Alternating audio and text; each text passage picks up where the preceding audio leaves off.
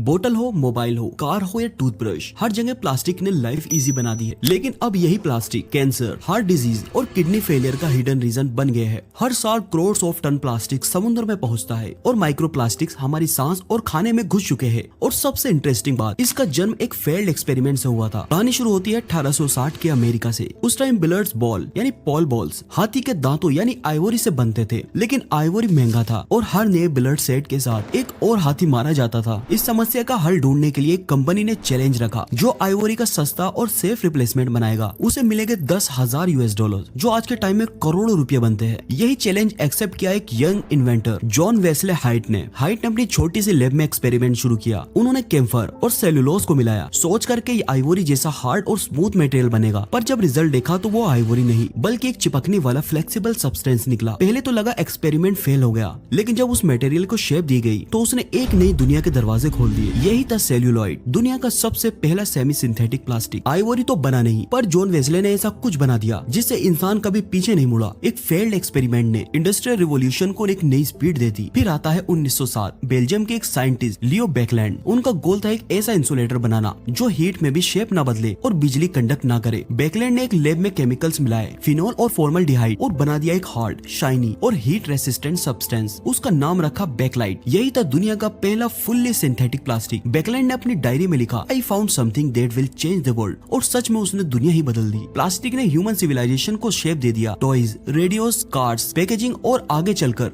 Computers तक सब plastic से भर गए। 2022 तक हर साल 400 मिलियन टन से ज्यादा प्लास्टिक बनता है और 1950 से लेकर अब तक 9 बिलियन टन से ज्यादा प्लास्टिक प्रोड्यूस हो चुका है। लेकिन यही प्लास्टिक जो कभी एक डिस्कवरी थी, आज एक डिजास्टर बन गया है। आपको जानकर हैरानी होगी कि प्लास्टिक सिर्फ 9% ही रिसाइकिल होते हैं और ये माइक्रो प्लास्टिक के फॉर्म में हवा, पानी और खाने तक पहुंच गया है और बाकी लैंडफिल या एनवायरमेंट में चला जाता है। एक एक्सपेरिमेंट जिसने इंसानियत को मॉडर्न बना दिया, पर वही हमारे नेचर के लिए सबसे बड़ा चैलेंज बन गया है। सोचो, एक फेल्ड एक्सपेरिमेंट ने दुनिया बदल दी और हम सब उसकी सक्सेस और फेलियर के बीच जी रहे हैं।